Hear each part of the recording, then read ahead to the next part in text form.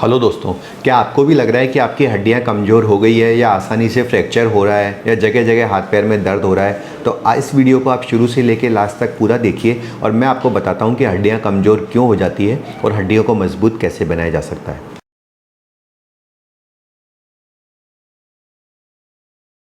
नमस्ते दोस्तों, मेरा नाम डॉक्टर नवीन शर्मा है और मैं सीनियर कंसल्टेंट हूँ advance orthopaedic and sports injury hospital Jaipur में और अपोलो हॉस्पिटल जयपुर में।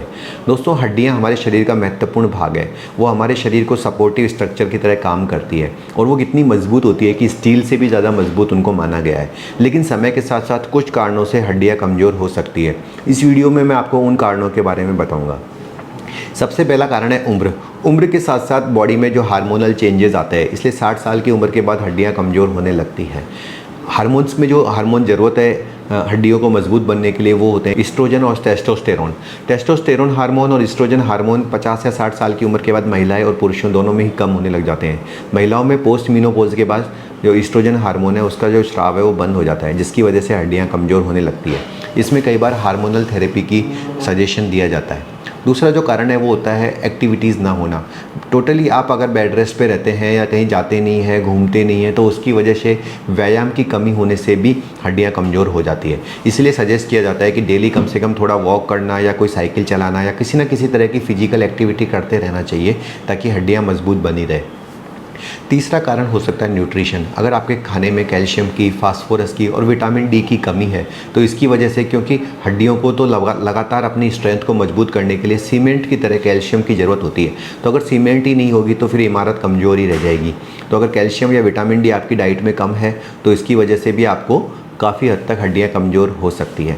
आप तो जानते हैं आजकल हमारा ज़्यादातर समय घरों के अंदर या फ्लैट्स में बीतता है जहाँ पर एयर कंडीशनर रहता है और धूप में हम लोग नहीं निकल पाते। तो ये भी एक वजह है कि विटामिन डी जो कि सनलाइट से हमें मिलता है वो नहीं मिल पा रहा और इसकी वजह से भी खाने पीने के अंदर जो हमें विटामिन डी मिलना चाहिए उसकी कमी है और इस वजह से हड्डियाँ कमज़ोर हो जाती है। इसके अलावा कुछ बीमारियाँ ऐसी है दोस्तों, जैसे रिकेट्स ऐसी बीमारी है, ऑस्टियोमलेशिया ऐसी बीमारी है, ऑस्टियोपोरोसिस ऐसी बीमारी है, जिनमें कि शरीर के अंदर विभिन्न तरह के जो विकार हैं उनकी वजह से भी हड्डियाँ कमज़ोर हो जाती है।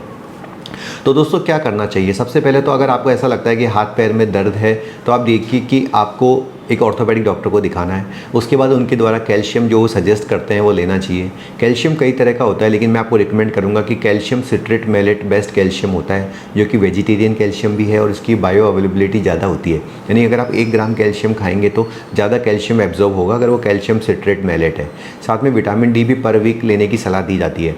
दोस्तों, विटामिन डी बॉडी में जम भी हो सकता है, बहुत देर तक स्टोर हो सकता है, इसलिए एक बार 6 वीक के लिए अगर आपने विटामिन डी ले लिया तो उसके बाद थोड़ा गैप लेना ज़रूरी होता है।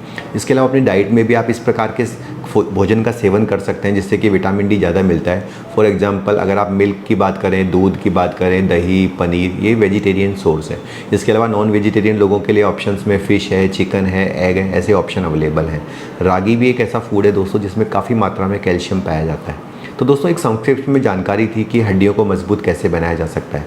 क्या आपको भी हड्डियों में कमजोरी महसूस हो रही है? तो आप नीचे लिखे गए नंबरों पर संपर्क कर सकते हैं और हम आपकी हेल्प करेंगे।